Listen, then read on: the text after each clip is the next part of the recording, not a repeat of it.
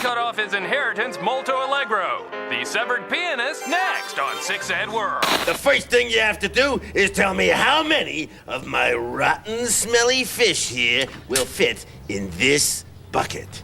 In April, an advocacy group called Stop Anti-Semitism called her a mouthpiece for Hamas. So I hear Trump wants to defund PBS again, and honestly, this man might have a point. Now, hear me out. Let me cook. So look at me. I was a perfectly normal child who watched educational television, and what ended up happening 30 years later? Well, I ended up believing in wild extremist ideas like sharing is good and everyone deserves to be treated with respect. I mean, let that sink in. Just really think about it. PBS and 90s cartoons created an entire generation of what Fox News would call radical liberals or radical leftists, also known as people with basic human empathy. Conservative panic about children's programming makes perfect sense when you realize that these shows are basically just socialism with fur puppets and talking aardvarks. But here's the most insidious part about all of this. PBS was just the gateway drug. Once I got older and started getting hooked up on Nickelodeon, oh my god, and then Cartoon Network and Fox Kids, I mean, it was game over. I was mainlining progressive messages faster than you could say, I'll gladly pay you Tuesday for a hamburger today. And if you get that reference, guess what? You're old. And here's the beautiful irony worth highlighting what I just said. Fox Kids, owned by the same parent company that would later bring us Fox News, broadcast some of the most progressive cartoons of the era. The same corporate entity that now decries woke indoctrination were also pumping out X-Men civil rights allegories and Eek the Cat's environmental messaging directly into young developing minds. This corporate contradiction, progressive messaging thriving within the same conglomerate that would later oppose similar values, it reveals to me at least how dramatically America's cultural landscape shifted in just one generation, really.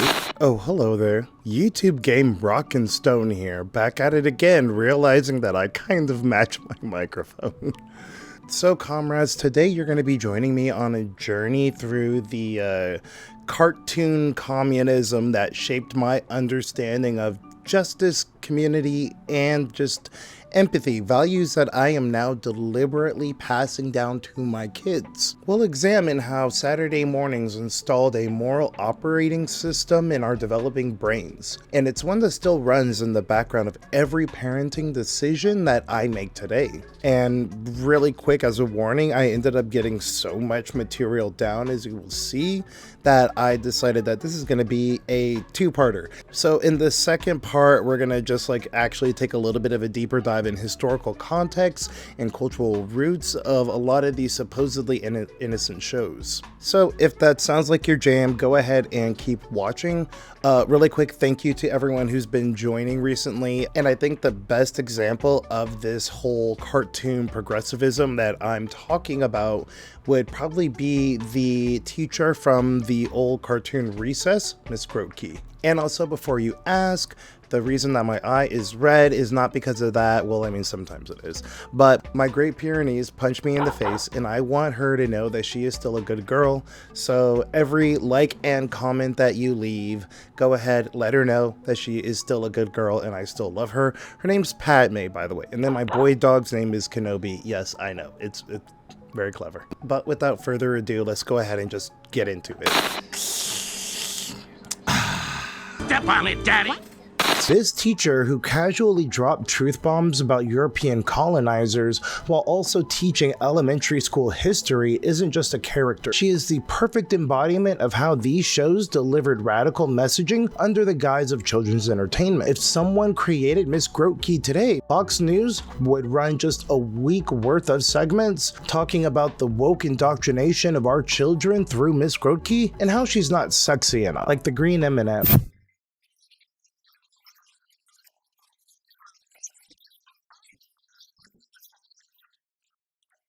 Ms. Grodke represents an entire generation of animated educators who didn't just teach facts, but encouraged critical thought. From Ms. Frizzle's take chances, make mistakes, get messy, to Arnold's teacher, Mr. Simmons, creating space for diverse learning styles and family structures. This wasn't accidental. It was the intentional programming designed to shape values alongside knowledge. The lessons that these animated teachers delivered form the foundation of what we're exploring today.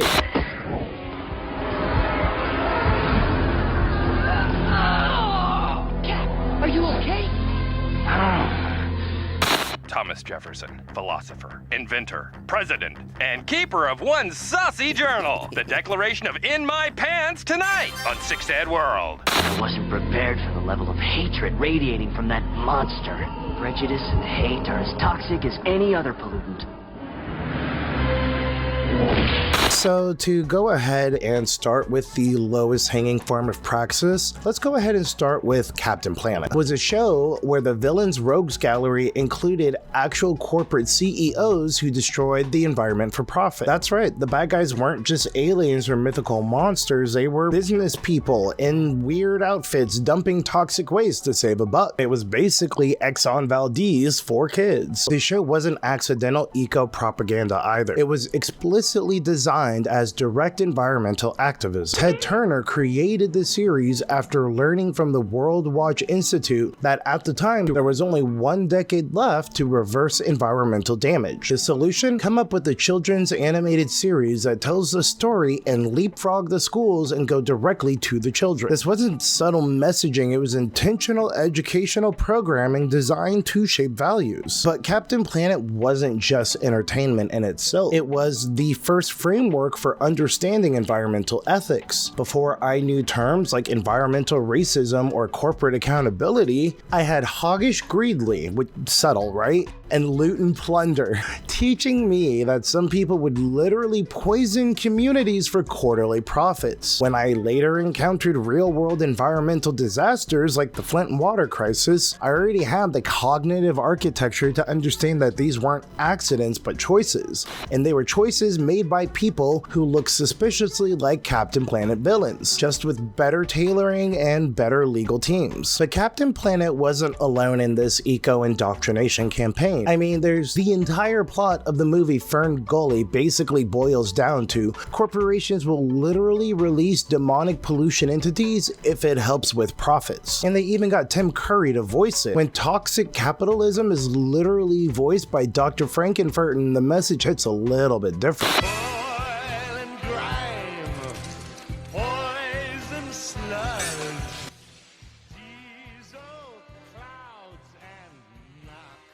This better not awaken anything in me. Even amongst 90s children entertainment that weren't explicitly about the environment, there was always some sort of piece of propaganda in regards to environmentalism. We have Rocko's Modern Life teaching us about corporate pollution while we thought we were just watching a wallaby have a nervous breakdown. The Simpsons examining how even beloved companies like Mr. Burns' nuclear power plant could contaminate local water while the EPA just drops a dome on the entire town. And a little bit of a deeper cut here, we have Reboot with its literal viruses corrupting the system as environmental metaphors. These weren't just plot points, but altogether, these helped form the bedrock of my environmental consciousness. Before I understood climate science or ecosystem collapse, I understood that protecting the planet was a moral imperative. It wasn't an abstract concept, it was a mission with clearly defined heroes and villains. What's striking to me, though, and the retrospect, is how this environmental consciousness wasn't presented as a partisan issue.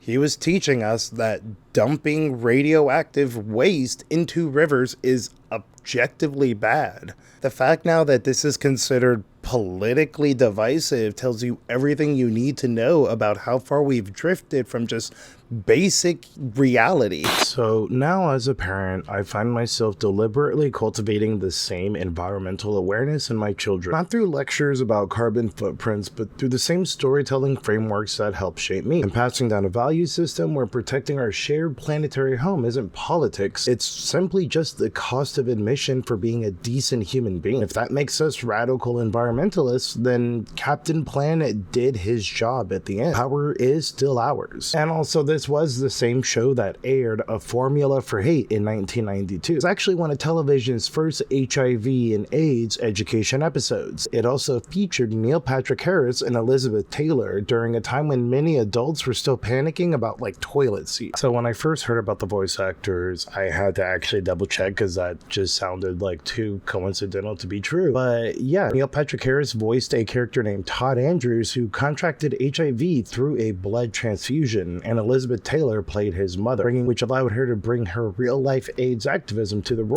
Oh, and I brought your bill. For the first day, you do have insurance, don't you? Get him out of here! He's got AIDS! While I was learning about how capitalism built America during elementary school, animated series across networks were quietly constructing a different economic narrative. From Rocco's perpetual financial anxiety to Tailspin's David vs. Goliath business struggles, these shows embodied critical perspectives on labor and capital within colorful character dramas. These workplace narratives weren't just funny, they were formative. Before I had my first soul-crushing retail job, I already understood that bosses could be exploitative, that corporations prioritize profits over people, and that workplace solidarity mattered. Rocco's Modern Life gave me a vocabulary for labor exploitation years before I could define wage theft or union busting. It planted the seeds for questioning economic systems I'd later take for granted. And this economic messaging extended far beyond simple workplace comedy. And there is also the most infamous moment in the OG SpongeBob run, Squid on Strike. There's a whole part where SpongeBob says, I will restore the working man to his rightful glory. I will dismantle this oppressive establishment board by board. I will saw the tables of tyranny in half. Gnaw at the ankles of big business. Like, he might have misunderstood the nature of a work stoppage, but I mean, he quoted the Communist Manifesto with surprising accuracy for a porous yellow rectangle. What's particularly striking is how effectively their strike works. Mr. Krabs caves after just one day of organized labor, showing children a rare victory narrative in labor relations. The episode models both effective organizing tactics, community solidarity, and anti-union strategies, like replacement workers, aka scabs, and it provides a surprisingly nuanced economic education alongside its adventures. Tailspin portrayed Baloo and Rebecca struggling against corporate monopolist Shere Khan, presenting small business solidarity as heroic resistance. DuckTales, despite centering on a billionaire, frequently contrasted Scrooge's earned wealth against Flint Heart's Glomgold's exploitative practices. Recess had an episode where they constructed an entire playground economy that reflected class structures and economic inequality through trading card capitalism. CatDog illustrated economic disparity between the refined neighborhoods of cats and working class communities of dogs. When Hank discovers that Buck Strickland, his hero and boss, is perfectly willing to break safety regulations and exploit workers in King of the Hill, it fundamentally reshapes my understanding of workplace loyalty. It's a masterclass in showing disillusioned working class people discovering who's actually causing their problems. Here's a hint, it's not immigrants or welfare recipients, and how company loyalty means nothing unless it's shown and given from the top. These lessons now inform how I talk to my children about work, money, and economic fairness. I don't need to lecture them about exploitative capitalism, I just need to introduce them to the right cartoons at the right time. When they eventually encounter workplace injustice themselves, they'll have the narrative frameworks to recognize it rather than normalize it. Watching my kids negotiate the point system that we use for things like privileges and allowance, watching them negotiate that based on time invested in the skill, the return, like we literally had to have a discussion about points to dollar ratio and to make sure that everything was fair. But I mean, I want them to be able to understand that stuff. Let the TV party begin! Night of the Shaved Kittens. I'm allergy-free! Nothing funnier than a plucked cat. Looks like my work here is done. Neonatal skinheads next on Six Ed World. So The Simpsons weren't just teaching me to laugh at authority figures, it was providing my first masterclass in media literacy. Before I could define propaganda or inherent bias, I was watching Kent Brockman pivot from America under attack by giant ants to ants walked across my camera lens without missing a beat. This wasn't just comedy, it was inoculation against media manipulation, delivered in 22-minute doses between homework assignments. Every Sunday night, The Simpsons dismantled institutions I was simultaneously being taught to respect in school. I like to think about this from the early seasons of The Simpsons with Bart when he gets Stampy the elephant and they go through the convention center and they see the Republican and Democrat conventions going on with both of their signs, and like those 20 seconds or 30 seconds of or whatever, like that still defines American politics to this day, like what, 30 years later? It's crazy. So long, dental plan! Dental plan! Lisa needs braces. Dental plan! Lisa needs braces. Dental plan! Lisa needs braces. Dental plan! Lisa needs braces. And on top of that, we have Principal Skinner being incompetent and wanting to teach outdated material. Chief Wiggum was a corrupt officer, and Mayor Quimby was a philandering opportunist. The message was very clear that we need to question authority not because it's inherently bad. We need to question authority because more often than not, it's inherently stupid. Or, I mean, to be more kindly, it's more inherently flawed, it's self-interested, and more often than not, wearing the emperor's clothes. Daria took this critical stance towards media even further, becoming my teenage guide to cultural criticism. While I was navigating high school social hierarchies, Daria was showing me how to deconstruct them. The show's Six Ed World segments parodied the exploitative reality TV and tabloid journalism emerging in the late 90s, teaching me to recognize emotional manipulation in media before I really even had the vocabulary to name it. What seemed like absurd parody then has manifested as actual reality programming today. Is there really a secret underwater railroad smuggling flounder to freedom? Get on board the Soul Train tonight on Six Ed World.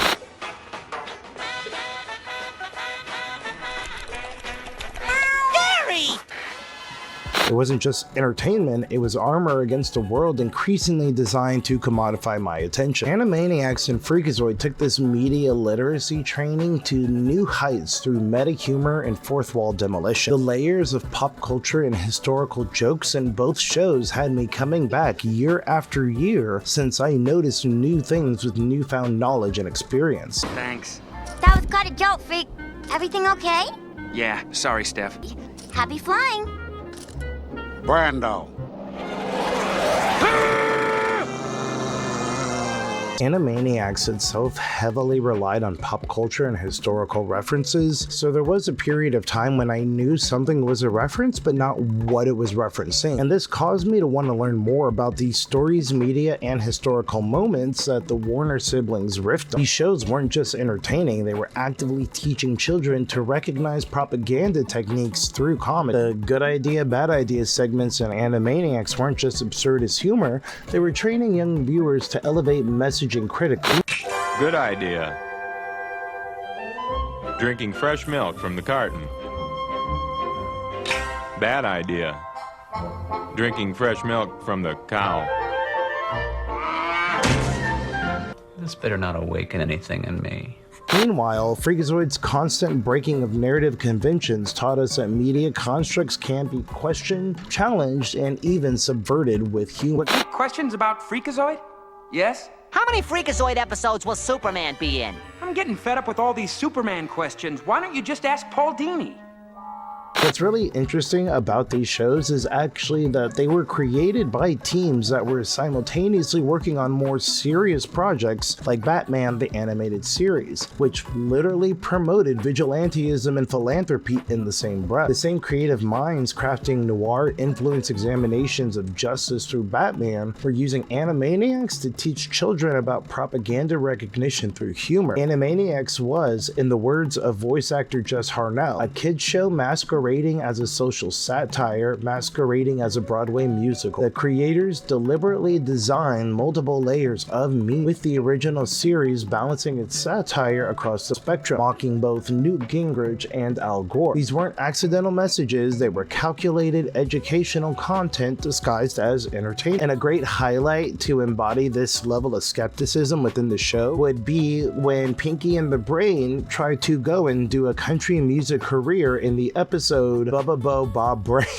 Bubba Bo Bob Brain. In this episode, Brain tries to become a country music star named Bubba Bo Bob Brain to deliver subliminal messages for world domination, while teaching children to recognize how media can be used to manipulate audiences. And then this would later be perfected by Bo Burnham many years from now. Well, I guess many years from that point. Excuse me. They do buy a lot of albums. They sure ain't buying toothpaste. Bunch of dirty hicks.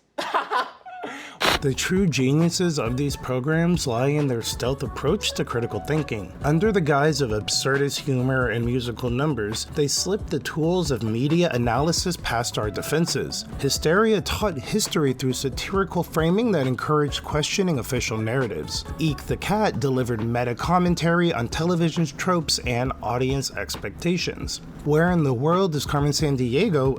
It promoted research and fact-checking as essential skills in order to find Carmen. Kent Brockman's evolving headlines taught media skepticism more effectively than any formal lesson in propaganda recognition. The laughs were the Trojan horse itself. The payload was intellectual self-defense. When today's algorithmic manipulation and deepfakes threaten our grasp on reality, those cartoon-calibrated bullshit detectors prove unexpectedly valuable. What looked like mindless entertainment is actually preparing us for an information landscape none of us could have anticipated. This skepticism towards authority and media hasn't really made me cynical, it's made me discerning. It's why I now carefully curate my children's media diet, not to shield them from different perspectives, but to ensure that they're exposed to narratives that will equip them with the same critical faculties. And trust me, even Johnny Bravo's outdated antics can teach more about toxic masculinity than certain influencers like Andrew Tate. But more on that later.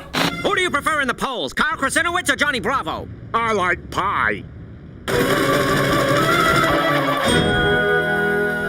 So first off, I want to thank everyone who has been joining my channel recently, especially with my last video. I think this will be kind of a good, lighthearted companion piece to that, something to follow up with. We are now on the road to 10,000 subscribers, and I guess with the last video, if I get to 3.5 million subscribers before my 35th birthday in August, I will run for president of the United States in 2028. 11 mutants disappeared. Taken... Your Honor, what possible relevance could this have to Mr. McCoy's criminal activities? All were recent registrants with the Mutant Control Agency. Your Honor, the defendant is attempting to justify his crime. And let's talk about the most subversive children's cartoon of the 90s. That was X-Men. This wasn't just a superhero cartoon, it was an extended metaphor for civil rights, LGBTQ plus acceptance, and the immigrant experience, all wrapped in spandex and energy blasts. It was basically the intro to intersectionality 101, but with cooler outfits and merchandising. X-Men has always been woke. From day one, from its inception, it's always been a Holocaust metaphor and a civil rights ally. That's why complaining about anything woke in X-Men can be, always will be done. But what makes the animated series itself particularly significant is its timing. The show premiered in October of 1992. This was just 5 months after the LA riots that erupted following the acquittal of the officers who beat up Rodney King. This wasn't just coincidental timing, it was the cultural context that made the X-Men struggles against prejudice and systemic oppression resonate beyond superhero conventions. Even more revealing,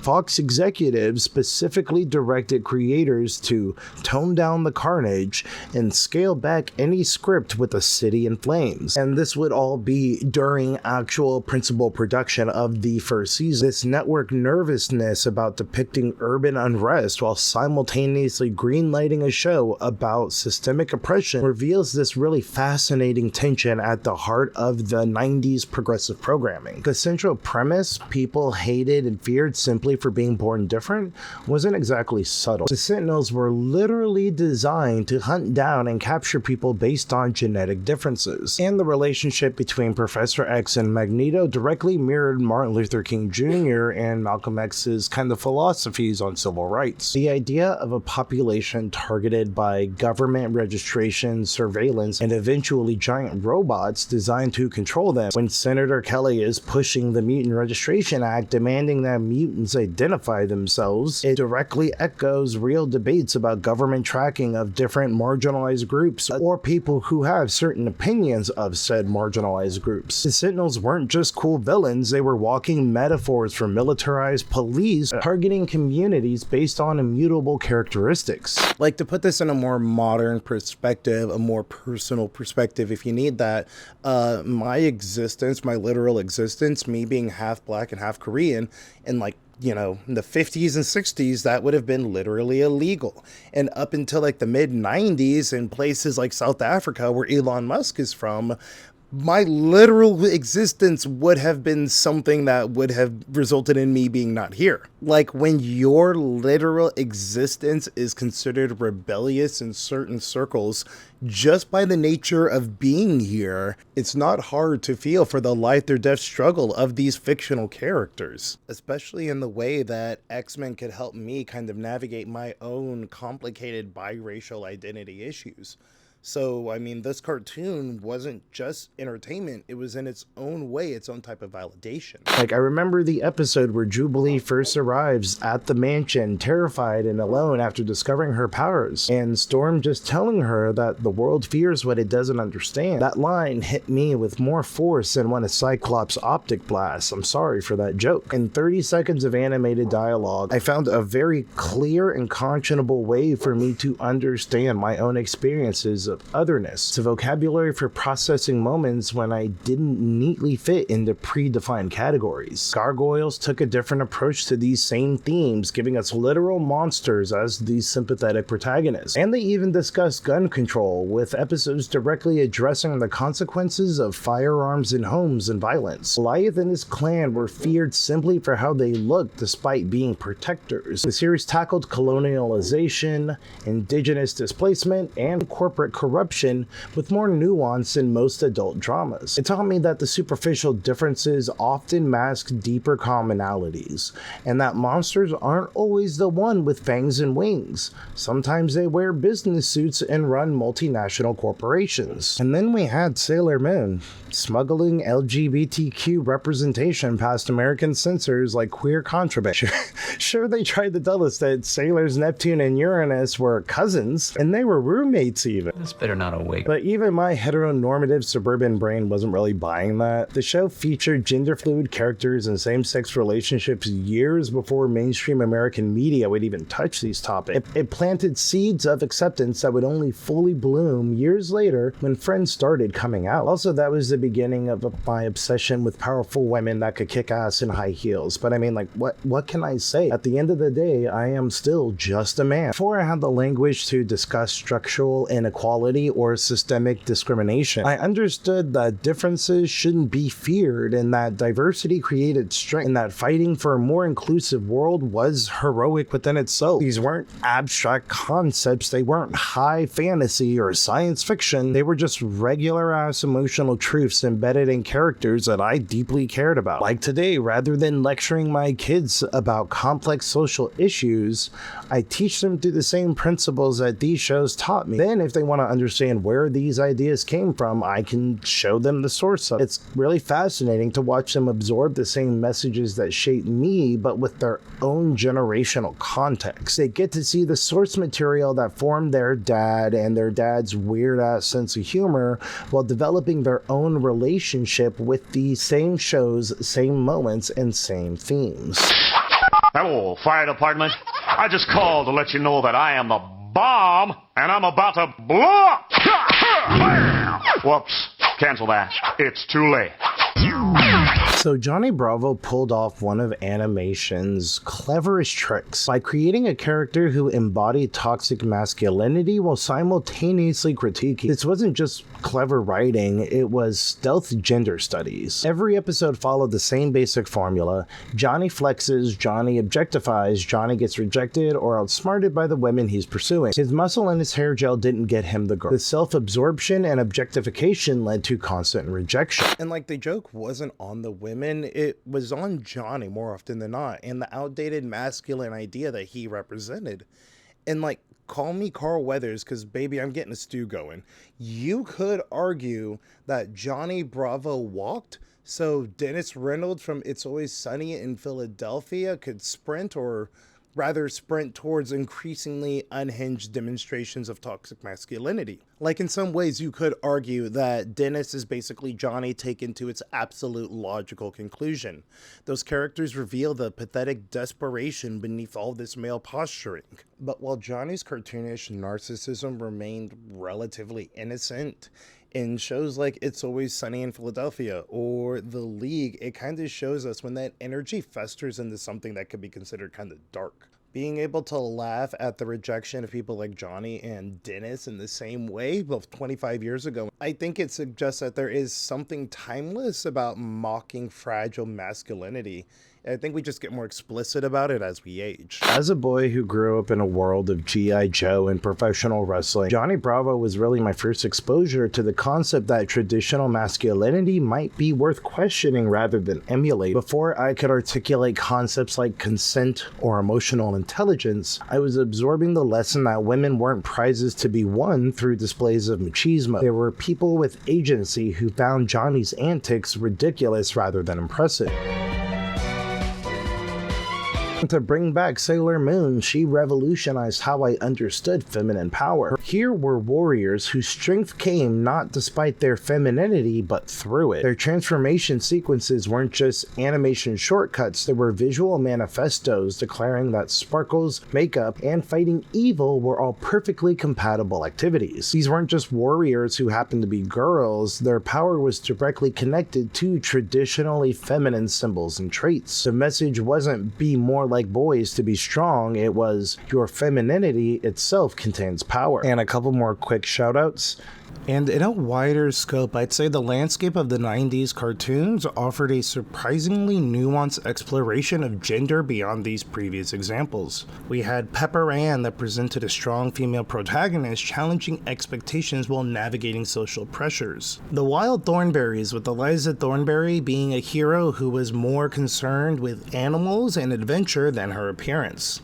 The Powerpuff Girls showed us that even kindergarten girls can be strong and inspirational. And Ms. Frizzle was an example of women in STEM before we needed to even have this whole discussion about women in STEM. This very casual dismantling of gender stereotypes wasn't pushing an agenda. It was simply reflecting reality's complexity. It showed me that personality traits, interests, and abilities existed on spectrums rather than binary categories. It normalized the idea that being a real man or a real woman had infinite possible expressions rather than rigid definitions. Because of this, I think it really reflects on how I view and understand gender today, and I'm still learning, obviously. They're why I don't panic when my son reaches for a doll or my daughter shows interest in traditionally masculine activities. They're why I understand the strength comes in multiple forms, not just the ability to bench press or dominate a conversation. Most importantly, they're why I'm able to model for my children a version of manhood that doesn't require emotional suppression or performative toughness to be valid.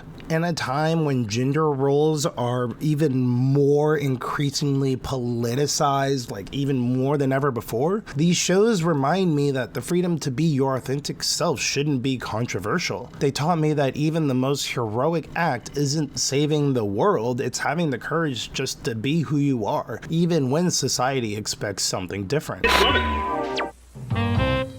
Keep your clothes on. It's time for a real show.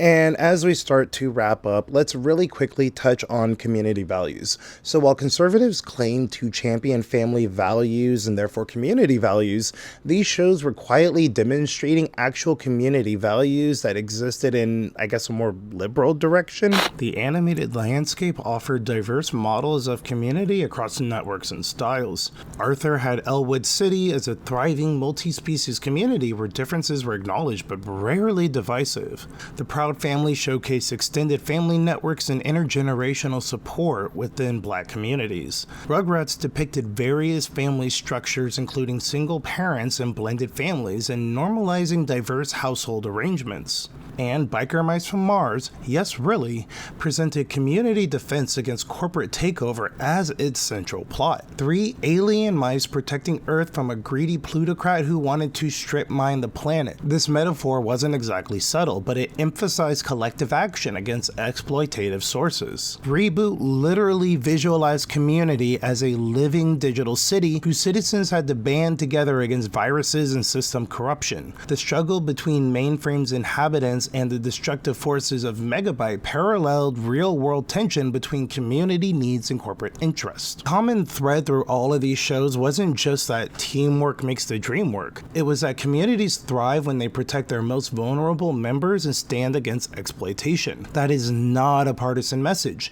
It's a human one that somehow became politicized. What's genuinely remarkable is seeing these same themes resonate across generations. You now have younger people that organize watch parties around these shows, introducing them to new viewers who immediately connect with their messaging. Online communities form around preserving and discussing these cartoons' legacies, like this one. Even convention panels about 90s animation consistently fill rooms with viewers of all ages, proving that these weren't just kid shows, they were cultural touchstones with enduring relevance. The values that these shows promoted, standing up for those who can't defend themselves, questioning unjust authority, celebrating differences rather than fearing them, they continue to shape our cultural conversations decades later. They weren't just entertaining kids, they were planting the seeds for the kinds of communities we are still trying to build today. They're taking their licks cause the critics say nix. And the editors are gonna try to fix it in the mix. I just thought of my wish.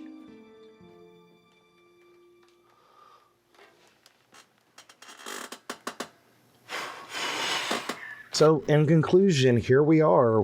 I would say that most of us are a generation raised on cartoons that taught us to question authority, protect the environment, respect people's differences so long as they're not one to hurt people, and stand against just general exploitation. Is it really any wonder why we grew up to support things like equal rights, climate action, and economic fairness? The beauty of these shows wasn't that they were pushing some secret progressive agenda. It's just that they were simply showing reality without the filters of prejudice and propaganda. When unfiltered reality looks liberal, that should tell us something profound about where the political center actually lies. When politicians threaten to defund PBS or attack woke content in children's media, they're not protecting children from indoctrination, they're protecting power structures from scrutiny. They know that children naturally gravitate towards fairness, inclusion, and environmental protection before they're even taught to see these values as politically divisive. The beauty of these shows wasn't their political positioning, but their fundamental honesty. These shows weren't woke, they were simply unafraid to acknowledge the world is complex, the systems have flaws, and that critical thinking matters more than just blind acceptance. They weren't teaching us to follow any ideology, they were teaching us to question every ideology, to look beneath the surface, and to recognize that simplistic narratives often hide complicated truths. And at the end of the day, that's the legacy that I'm most proud to pass on to my kids. Not blind allegiance to any political perspective, but the courage to question, the capacity to empathize, and the commitment to stand for what's right, even when it's difficult. And if that makes me some sort of radical liberal, then, I mean, let's be honest, you made it this far in the video, you know that's not what that is. So I guess if I am a radical liberal, I can't even say it. If I'm some sort of rad lib in the eyes of people, then you know what? I guess I am fine standing beside it next to Captain Planet and Emma Frost, Mommy, Okay, I went too far. So first and foremost, thank you again for your time. We are going to be trying to hit 10,000 subscribers. That's my real goal, 10,000 subscribers by August. 3.5 million if you want me to run for president. Hashtag Reptars 2028. And if for some reason you are really interested in kind of an idea of what I'm planning with my memberships in the Patreon stuff, because I do guarantee you that I'm going to be offering stuff that, at least as far as I've seen, other people haven't been offering. So I'm really excited about that. I'm going to add a little bumper so people that want to peace out can peace out. And if you are interested in the membership idea, we're going to skip ahead about 30 seconds or so. So this timestamp. Thank you again, and I will see you in the next one. Peace.